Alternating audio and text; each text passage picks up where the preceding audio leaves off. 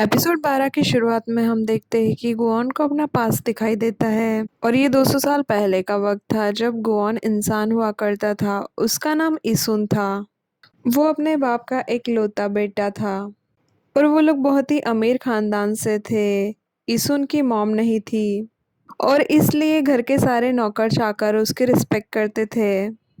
और हम देखते हैं कि इसन का पढ़ाई में बिल्कुल मन नहीं लग रहा था, इसलिए वो बाजार की तरफ निकल जाता है। जब उसका एक नौकर उसे रोकने के लिए आता है तब वो उसकी बात बिल्कुल नहीं सुनता और अपना मन बहलाने के लिए वहां से निकल जाता है। वो नदी की तरफ जाता है जहां पर उसे वॉल्शिम दिखाई देती है। वो वही तलवार वाला डांस कर रही थी। वो उसे देखता ही रह जाता है। थोड़ी देर के बाद जब वॉल्शिम इसून को नोटिस करती है तो वो डांस करना बंद कर देती है और वहां से निकलने लगती है।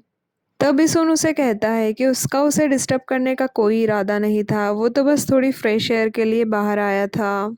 तब वो उसे कहता है कि उसने उसे इस गांव में कभी नहीं देखा, वो कहीं बाहर से यहाँ आई होगी। तब वॉल्शिम उसे कहती है कि मगर वो तो उसे बहुत अच्छे से जानती है। वो उसे कहती है कि वो अपने खानदान का एक लौता चिराग है और अपने बाप की बिगड़ी औलाद है। उसकी मॉम नहीं थी, इसलिए उसके पापा उसे कभी पनिश नहीं करते थे और वो हमेशा पढ़ाई करने का नाटक करता रहता था और इधर उधर घूमता रहता था। वो उसे लोफर कहती है। तभी सुन उसे कहता है कि उसे उसके बारे में इतना सब कुछ पता है, इसका मतलब वो इसमें इंटरेस्टेड है। और वो लोग ऐसे ही बातें कर रहे थे तभी सुन का सर्वेंट वहां पर आ जाता है। तब वॉल्शिम वहां से जल्दी से निकलती है। इजुन अपने सर्वेंट से वॉल्शिम के बारे में पूछता है तो उसका सर्वेंट उसे बताता है कि वो एक कॉर्टिसन है और वो दूसरे शहर से यहाँ पर आई है। कॉर्टिसन मतलब ऐसी लड़कियां जो प्रोस्टिट्यूशन करती है और बड़े लोगों के लिए डांस करती है। ये सुनकर इजुन थोड़ा उदास हो जाता है। बाद में इजुन वॉल्शिम के ठिकाने पर उसे देखने के लिए जाता है जहाँ वो शहर के दूसरे लोगों के लिए डांस करने के लिए रेडी होकर आती है। बट जब वॉल्शिम सारे आदमियों में इസുन को देखती है तो वो डांस किए बिना ही वहां से चली जाती है। तब इസുन नदी पर जाकर ही पढ़ाई करने लगता है क्योंकि वहां पर वॉल्शिम अपनी प्रैक्टिस करने के लिए आया करती थी। पहले तो वॉल्शिम उसे अवॉइड कर रही थी बट बाद में वो उसके सामने ही प्रैक्टिस करने लगती है और ये सिलसिला ऐसा ही चलता रहता है। वो दोनों ही चुप चुप कर एक दूसरे को देखा करते थे। बट एक दिन डांस की प्रैक्टिस करते हुए वॉल्शिम का शूज पानी में बहने लगता है जिसे इസുन बचाने के लिए जाता है। वो पानी से शूज तो निकाल देता है बट पानी ठंडा होने की वजह से उसे सर्दी हो जाती है। तब वो आग जलाकर बॉडी टेम्परेचर को मेंटेन करने की कोशिश करते हैं। तब वॉल्शिम उसके करीब आकर उसे कहती है कि बॉडी टेम्परेचर को मेंटेन करने का सबसे अच्छा तरीका दूसरे की बॉडी का टेम्परेचर होता है। और वो लोग ऐसे ही बातें करते हैं। वॉल्शिम एक बहुत बड़ी सिटी से एक छोटे से गांव में आई थी, इसलिए सुन उसे यहाँ आने का कारण पूछता है।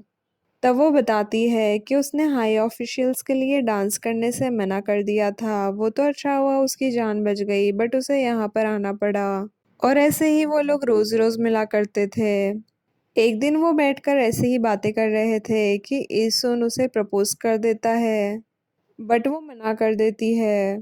वो ईसुन से कहती है कि वो लोअर क्लास से बिलोंग करती है और उनका रिलेशन कभी काम नहीं कर सकता। और वो अपने डांस ना करने का रीज़न बताती है। वो उसे बताती है कि उसकी एक फ्रेंड थी जिसे भी प्यार हो गया था बट उस प्यार की वजह से उसे अपनी जान देनी पड़ी। और वो कहती है कि प्यार हमेशा इंसान को कमज़ोर ही बनाता है। तभी सुन उसे कहता है कि वो उसे दिखा के रहेगा कि प्यार में बहुत ताकत है और प्यार एक इंसान को बचा सकता है। फिर एक दिन हम देखते हैं कि इसुन वॉल्शिम के पास जाता है और उसे कैथोलिक टीचिंग्स के बारे में बताता है। वो उसे कहता है कि सारे इंसान बराबर ही होते हैं, कोई भी छोटा बड़ा नहीं होता, सिर्फ उन्हें क्लासेस में डिवाइड करके रखा हुआ है और बाद में वो लोग साथ में प्रे करते हैं। वो दोनों उस ग्रुप का हिस्सा होते हैं जो कैथलिक प्रेयर्स करता था। और वो सोचने लगते हैं कि अगर सारे इंसान ये सारी चीज़ें मानने लग जाएंगे तो उनकी क्लास में कोई डिफरेंस नहीं रहेगा और वो बहुत आसानी से शादी कर सकते हैं। बट उन्हें एक बहुत ही लंबी लड़ाई लड़नी पड़ेगी। तब इसुन कहता है कि वो स्टेट एग्ज़ाम देगा ताकि वो खुद ही रूल्स को बदल सके और फिर बाद में कोई भी उन्हें अलग नहीं कर सकता और वो हमेशा एक साथ रह सकते हैं।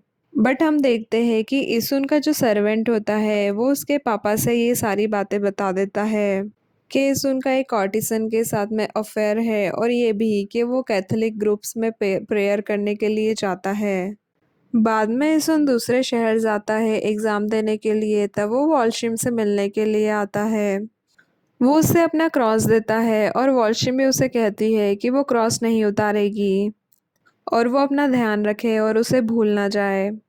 इसुन एग्ज़ाम देने के लिए शहर चला जाता है और हम देखते हैं कि राज्य में जो भी कैथोलिक प्रचार प्रसार हो रहा था उसके खिलाफ कोई राजा को लेटर लिख देता है और वो इन सब चीज़ों को रोकने की अपील करता है और राजा भी इस चीज़ की जांच करने के लिए अपने आदमियों को भेज देते हैं।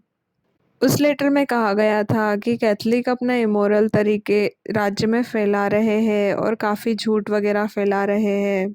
सारे आदमी और औरतें मिलकर अनैतिक कार्य कर रहे हैं। तब राजा के आदमी सारे गांव में आतंक फैला देते हैं। वो लोग कैथोलिक प्रेयर करने वाले लोगों को मार रहे थे।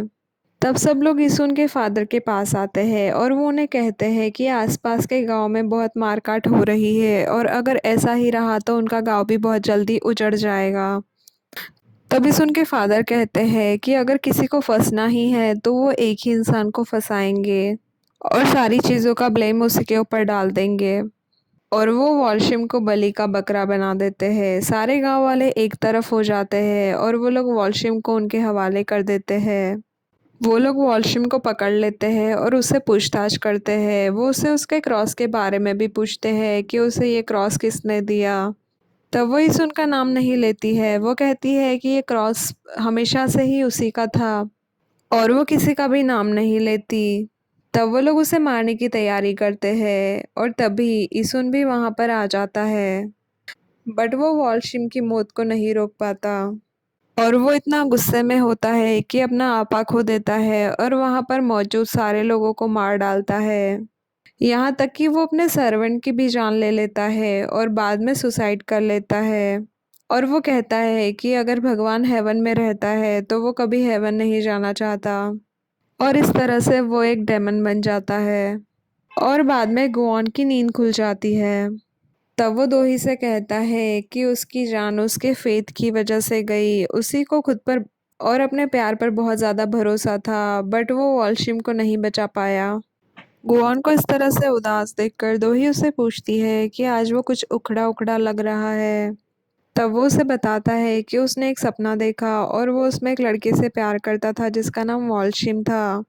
तब दोही उससे पूछने लगती है कि क्या वो प्रेटी थी और उससे ये भी पूछती है कि क्या उनकी एक हैप्पी एंडिंग हुई थी। बट वो उसका चेहरा देखकर समझ जाती है कि सैड एंडिंग थी। बट फिर भी वो उसे पूछ लेती है कि उनकी एंडिंग कैसी थी। तब गुआन उसे कहता है कि उनकी एंडिंग बहुत ही नॉर्मल और इनसिग्निफिकेंट थी और हम देखते हैं कि गुआन वो क्रॉस अपने गले से निकाल देता है और उसे खुद पर बहुत गुस्सा आ रहा था। वो गॉड के पास जाता है और उससे पूछता है कि उसने उसे ऐसा क्यों बनाया। वो उसे कहती है कि वो डेमन तो था ही, बस उसने उसे वर्कर बनाया हेल का। तब वो उसे कहता है कि उसके भरोसे के बदले उसे ऐसी सज़ा क्यों दी। तब गॉड उसे पूछती है कि क्यों, क्या अब उसे डर लग रहा है कि जो कुछ उसके साथ पहले हुआ था वो फिर से रिपीट होगा और दो ही को सफ़र करना पड़ेगा। गॉड उसे कहती है कि फेट फिर से रिपीट होगा। दो ही उससे मिली टैटू ट्रांसफ़र हुआ और गुआन के सारे कर्मों की सज़ा अब दो ही को चुकानी होगी। बाद में वो अपने ऑफिस में जाता है जहाँ पर हम मिस्टर पार्क को देखते हैं और हम देखते हैं कि मिस्टर पार्क पुराने रिकॉर्ड्स में इसुन नाम के सारे रिकॉर्ड्स को पढ़ रहे होते हैं। तब वो गुआन से उसके पास्ट के बारे में पूछते हैं। तब गुआन उन्हें बताता है कि उसका नाम सियो इसुन था। तब मिस्टर पार्क को उसकी स्टोरी याद आ जाती है जो उन्होंने पढ़ रखी थी। वो गुआन से कहते हैं कि इसलिए गुआन इस तरह है क्योंकि उसके साथ बहुत बुरा हुआ था और वो वॉल्शिम के बारे में भी पूछते हैं। वो गुआन से ये कहते हैं कि दो ही से मिलने के बाद ही गुआन थोड़ा थोड़ा इंसान के जैसे बनने लगा है और उधर हम दो ही को देखते हैं जो वॉल्शिम के बारे में ही सोच रही थी। दूसरी तरफ हम दोक्यों को देखते हैं जिसे उसकी मॉम जेल में मिलने के लिए आई थी। वो उसे अपना ख्याल रखने के लिए कहती है और कहती है कि उसे बहुत ही जल्द छुड़ा लेगी। बट दोक्योंग उस पर बहुत गुस्सा है। वो उसे कहता है कि उसने उसे प्रोटेक्ट किया, उसने उसके लिए सब कुछ किया, बट वो बहुत ही एविल है। तब उसकी मॉम उसे कहती है कि उसे अपने कर्मों की सज़ा मिली है। उसने अपने पापा की बातें नहीं मानी और इसलिए उसे इतनी बड़ी सज़ा मिली है। तब वो कहता है कि अब वो तो झेल ही रहा है, बट अगली बारी उसकी होने वाली है।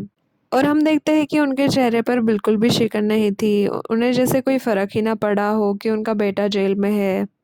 बाद में वो एक गैलरी जाती है जहाँ से वो पेंटिंग सेलेक्ट कर रही थी जिन्हें वो चैरिटी में देने वाली थी। तभी उन्हें एक कॉल आता है और बात सुनकर वो बेहोश हो जाती है। इधर हम देखते हैं कि दोही के ऑफिस में सुकॉन आता है जिसे गुआन लिफ्ट में मिलता है।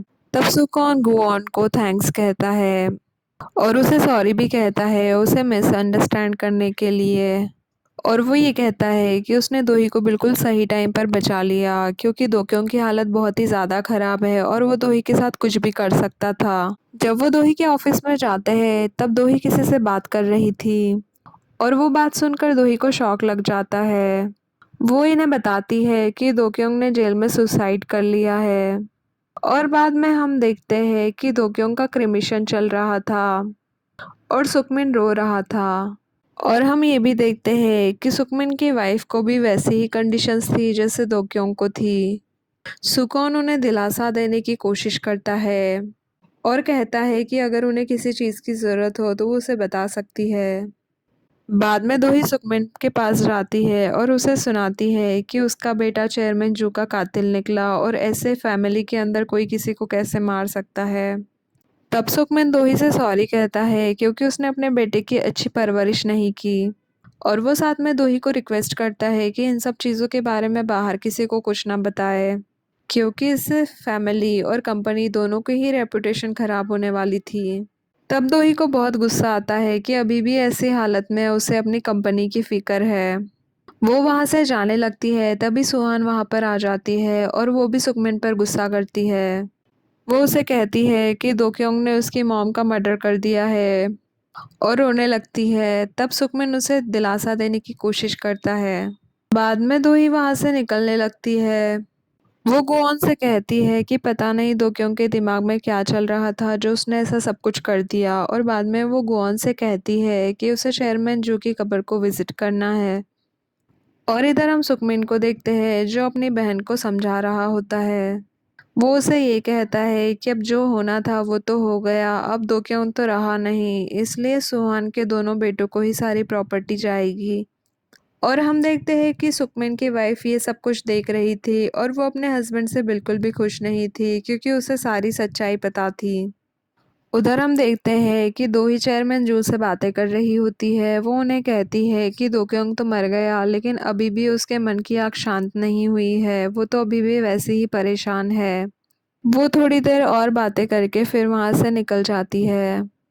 और दूसरी तरफ हम देखते हैं कि मिस्टर पार्क और मिशन एक पार्क में होते हैं। वो लोग एक डेट पर गए थे और तभी वहाँ पर दो ही के एम्प्लॉयज़ आ जाते हैं जिन्हें देखकर मिशन अपना चेहरा छुपाने लगती है और वो लोग उन्हें देख ना ले इसलिए वो मिस्टर पार्क को किस करने लगती है। और एक कपल को इस तरह से किस करते हुए देखकर दो ही के एम्प्लॉयज़ वहाँ से निकल जाते हैं। उधर हम देखते हैं कि गायों की कोरिया में ये लास्ट परफॉर्मेंस थी और गायों कोरिया छोड़ने वाली थी। इसलिए कुओन और दोही दोनों ही उसकी परफॉर्मेंस देखने के लिए जाते हैं। स्टेज पर गायों मिस्टर पार्क से कह रही थी कि उसने गुओन की वजह से ही ये डांस करना सीखा। वो उसे बताती है कि गुओन जिस तरह से उस पेंटिंग को देखता था वो भी चाहती थी कि उसे भी एक दिन गुओन उन्हीं नज़रों से देखे, बट ऐसा कभी पॉसिबल हो नहीं पाया।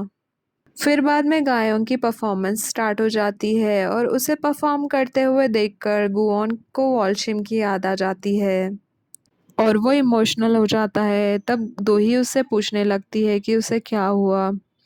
तब गुओन उसे बताता है कि उसने बहुत सारे लोगों का कत्ल किया है, जो लोग उससे प्यार करते थे उनका भी और जिनसे वो प्यार करता था उनका भी।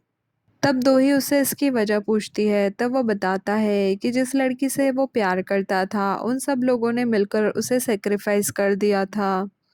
वो उसे कहता है कि अगर उसने उससे प्यार नहीं किया होता तो वो जिंदा होती।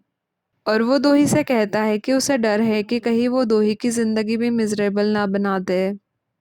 तब दोही उसे मनाने की कोशिश करती है। वो कहती है कि दोही तो गुआन के बिना वैसे भी मिजरेबल है और वो हर एक सिचुएशन को साथ में फाइट करेंगे।